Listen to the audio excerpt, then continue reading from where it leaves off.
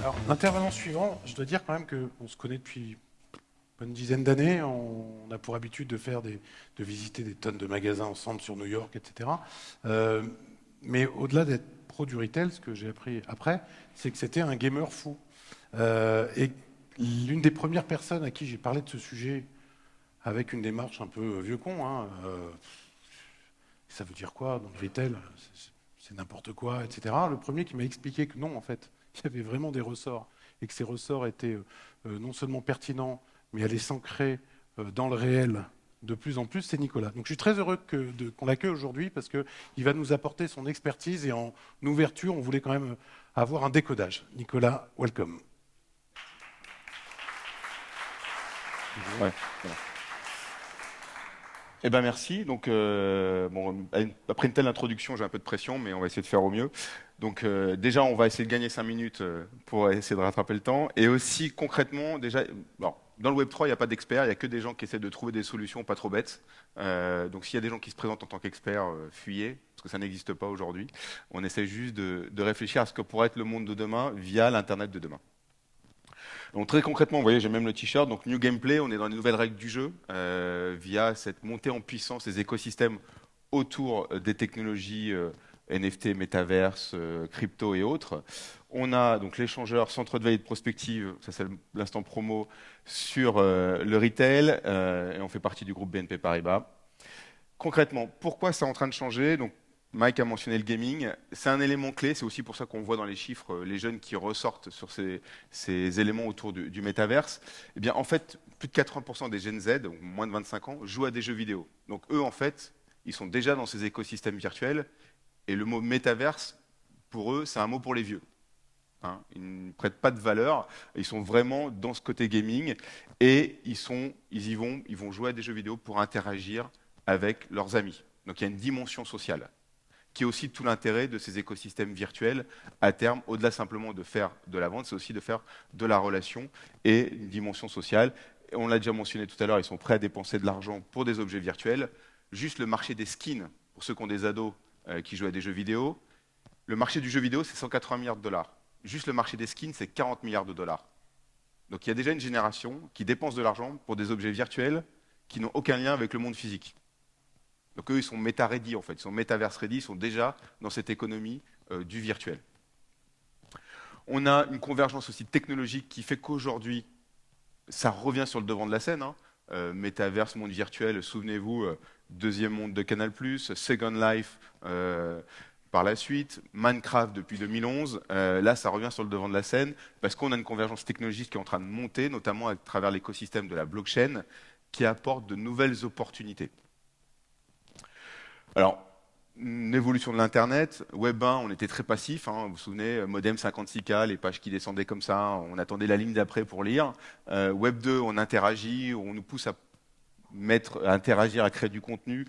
On récupère nos données, on les monétise. Et Web 3, l'objectif, c'est que ce soit un web décentralisé, porté par une technologie blockchain, où chaque utilisateur puisse être maître de ses données, des éléments d'interaction, et que tout soit quelque part transparent pour les utilisateurs.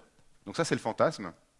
La réalité aujourd'hui, on est très loin, puisque en fait, chaque blockchain fonctionne un peu en silo, donc en mode quelque part centralisé, puisqu'effectivement, aujourd'hui, il y a plusieurs mondes virtuels, plusieurs blockchains, plusieurs crypto-monnaies, plusieurs types de NFT associés à chacune des blockchains. Donc il n'y a pas vraiment un monde unique, on est sur une addition de plusieurs écosystèmes et plateformes.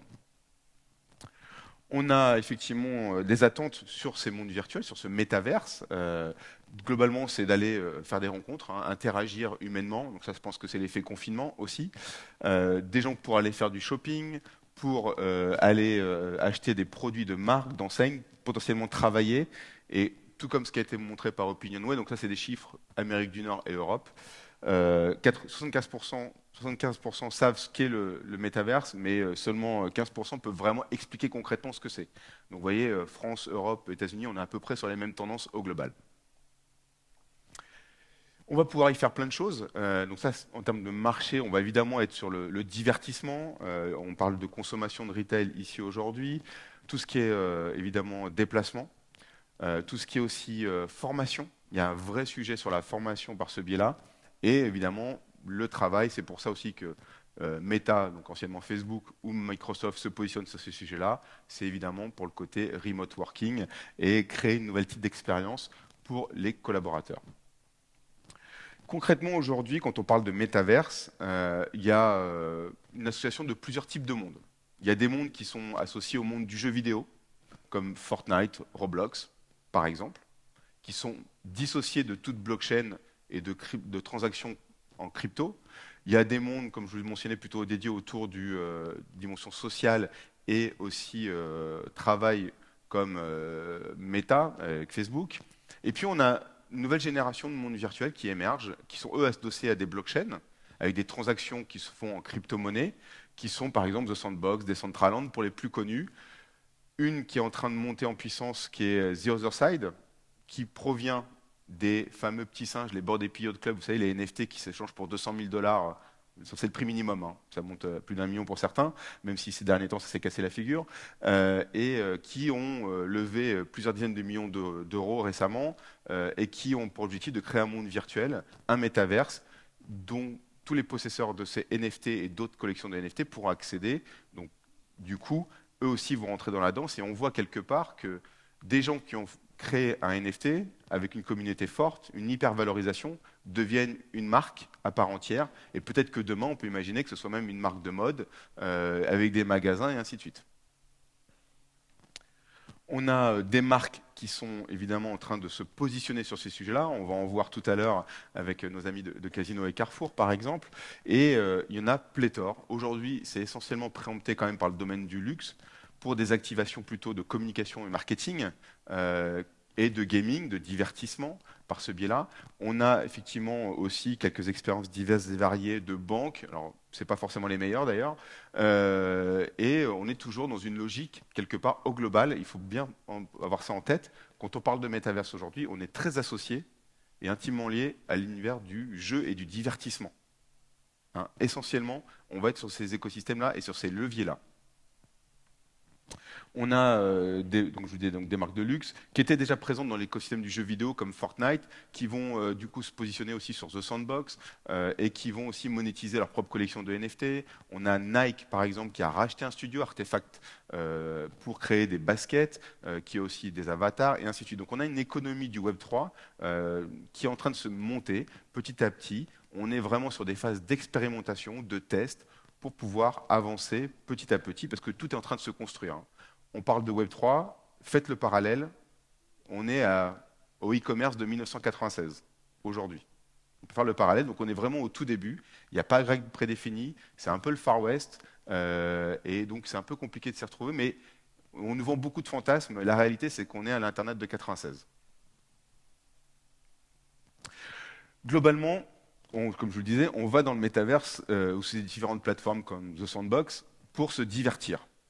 D'accord, pour aller jouer, pour interagir avec ses amis, potentiellement pour gagner quelques crypto-monnaies via différents jeux, des quêtes qu'on peut avoir notamment dans The Sandbox. Et derrière, on a des marques qui créent ce même type d'activation, comme ici Mattel sur Roblox, donc une plateforme de jeux vidéo, ou ici Lacoste sur Minecraft. Donc là, on est dissocié de la crypto, on est vraiment sur des plateformes de jeux, mais qui sont associés à l'écosystème et au monde du métaverse. On va avoir, et c'est là où il faut voir ça comme ça, le métaverse va être une nouvelle plateforme sociale, va être une nouvelle couche de relations sociales, tout comme on avait au début Facebook, après sont venus Twitter, Insta, Snap, ainsi de suite. Et bien demain, on aura un métaverse dédié aux réseaux sociaux dans lequel on va pouvoir échanger. D'accord ? Il faut vraiment voir ça, aujourd'hui, le métaverse, comme une plateforme sociale, comme Facebook en 2008, dans ces dimensions-là. Dans lesquelles on va pouvoir interagir, réagir, activer, faire du relationnel, assister potentiellement à des concerts. Le concert de Travis Scott dans Fortnite, c'est 12 millions de personnes qui ont assisté à un concert via leur avatar pour regarder un avatar chanter. Ça a généré 3 millions de dollars de produits dérivés en t-shirt pour dire j'étais au concert virtuel. Mais un t-shirt réel, évidemment. Ou IRL, si vous voulez voir les codes classiques du monde, du métaverse. On a également David Guetta qui mixe sur Roblox. Enfin voilà, on a pléthore d'activations par ce biais-là. On a des ligues également professionnelles de sport qui se positionnent, la plus connue étant la NBA, qui est déjà depuis très longtemps active tous ces nouveaux sujets technologiques pour activer sa fanbase autour de l'amour du basket. On va avoir évidemment la capacité de faire du travail à distance, au-delà simplement de Teams, qui est un peu monotone. On va déjà avoir des agences de recrutement par ce biais-là, sur des plateformes comme The Sandbox, ici avec Mr. Temp. On va pas rentrer en détail, mais Carrefour qui a fait une activation par ce biais-là.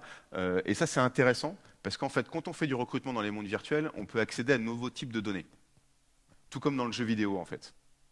Il y a beaucoup de sociétés de recrutement qui passent par des logiques de jeux vidéo, pour notamment le plus connu League of Legends, parce ça permet de récupérer d'autres types de données sociales, d'interaction, de temps d'attention, de stratégie qu'un entretien classique ne peut pas permettre.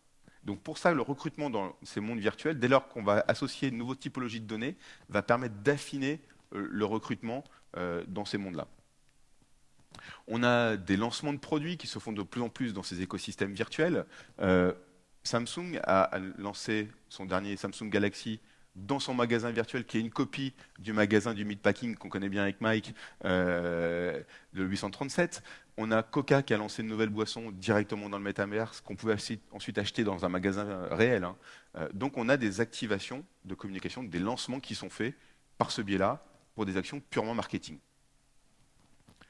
Et puis, on va peut-être faire l'amour dans le métaverse aussi, c'est une réalité, hein. On est tous des êtres humains. Alors, en 2070, il est prévu, un peu comme dans Demolition Man, je ne sais pas si vous vous souvenez du film, hein, c'est pas le meilleur de l'histoire, mais globalement, il n'y avait pas d'interaction physique.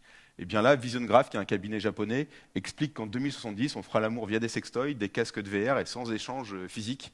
Alors moi, ça ne me fait pas fantasmer. D'ici là, je pense que je serai mort, donc il n'y a pas de souci. En tout cas, ça ne fonctionnera plus. Mais voilà, donc à voir, à réfléchir là-dessus. Mais il y a un business aussi. Et puis on a même différents éléments, on va avoir différentes activations, on peut faire des activations comme ici d'une banque pour lever des fonds, aussi pour les associations, pour recruter, pour faire la promotion de ses partenaires et ainsi de suite. Donc là notamment il se base sur The Sandbox. Hop là, ça c'est fait. On va pouvoir commander de la nourriture, mais de la vraie nourriture. Dans Decentraland, je peux aller dans le magasin Domino's Pizza pour acheter une pizza et me faire livrer chez moi. D'accord?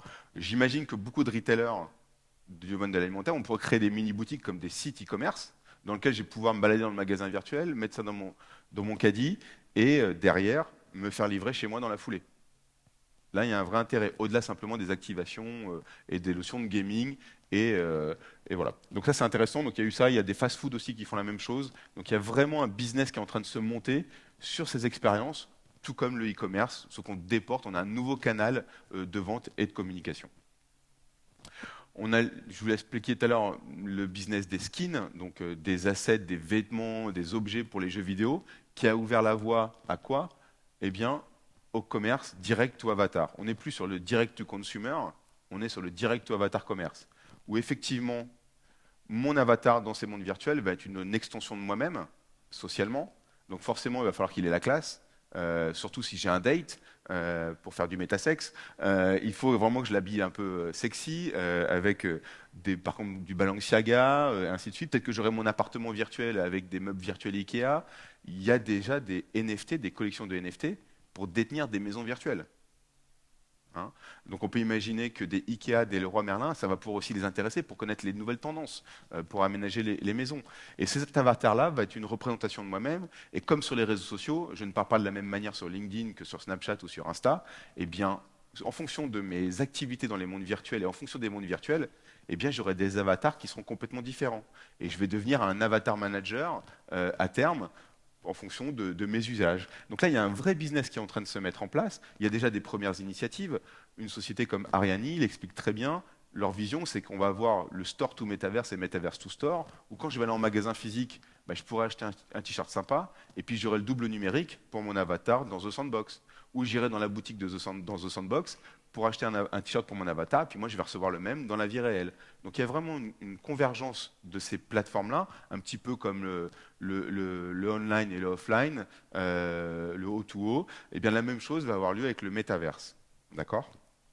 Et ça, c'est très important de prendre ça en compte parce que ça devient un marqueur social. Et pourquoi ça devient un marqueur social? Parce qu'en fait, on le voit aujourd'hui avec les NFT, ceux qui ont plus de valeur, bah, toutes les stars les mettent en photo de profil sur Twitter, sur tous leurs comptes, pour dire, voilà, moi je fais partie de la communauté, j'ai suffisamment d'argent pour acheter ça, et ainsi de suite. On a effectivement Decathlon, par exemple, qui a lancé une collection de chaussures de foot freestyle avec le champion du monde, Céane Garnier. Et à chaque chaussure, donc il y a eu 2008 paires de chaussures, parce que Céane Garnier a gagné le titre de champion du monde en 2008. Et chaque chaussure est associée à un NFT. Donc moi, j'ai acheté évidemment cette paire de chaussures, vous imaginez bien. J'ai récupéré le NFT qui me donne accès à une relation client étendue avec des nouveaux services. Parce qu'en fait, avec ce NFT, j'accède à des vidéos, à des contenus. Je peux rencontrer le champion du monde. Je peux interagir avec lui dans un monde virtuel et ainsi de suite. Et donc, on voit qu'aussi, ça devient un outil d'infrastructure de la relation client de demain. Et pourquoi ça devient un outil d'infrastructure de la relation client? Et c'est pour ça que c'est intéressant les NFT. Il ne faut pas les limiter à cet aspect hyper spéculatif, hyper bling-bling d'images de collection. Pour moi, c'est vraiment l'outil de la relation de client de demain en ligne.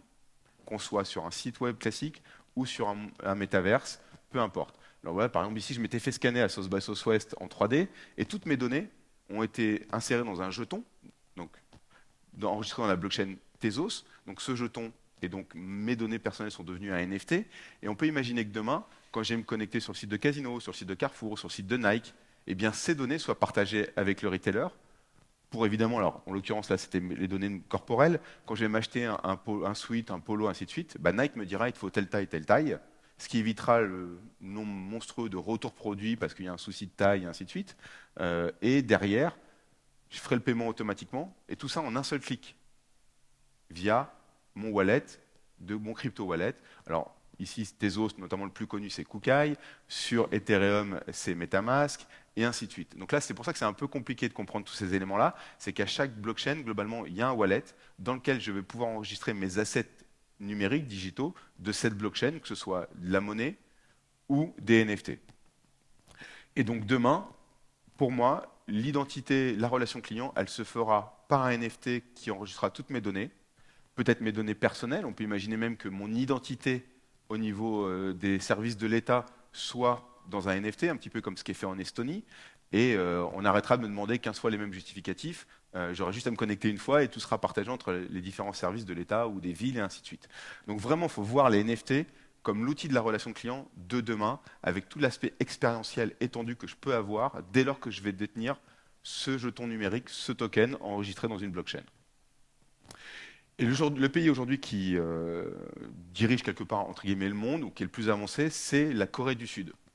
Dans le retail, on parle beaucoup États-Unis, Chine, mais aujourd'hui, dans le métaverse, il faut vraiment parler États-Unis et Corée du Sud, avec notamment des plans poussés par l'État pour devenir le leader mondial des écosystèmes virtuels et de l'écosystème crypto. De la même manière, globalement en Europe, on essaie de réguler pour contrôler. Aux États-Unis, sur ces écosystèmes crypto, métaverse, ils régulent avec l'objectif de devenir le leader mondial. Donc c'est la même passion, mais on n'a pas le même maillot. Et donc c'est très important de suivre notamment ce qui va se faire en Corée. Ils sont déjà très avancés, comme je vous l'ai expliqué, avec des mondes virtuels dans lesquels il y a énormément de transactions, où les gens, notamment les jeunes générations, dépensent énormément d'argent pour habiller leur avatar pour les jeux vidéo. Et ça vous paraît dingue, fou, mais dites-vous qu'il y a 2 ans, si on vous avait parlé d'une pandémie et d'une guerre en Europe, vous m'aurez traité de fou. Eh bien, c'est un peu la même chose dans l'innovation. Il faut toujours se dire que l'impossible, c'est ce qui est le plus probable. Voilà, je vous remercie. J'espère que j'ai tenu. Merci, Nicolas.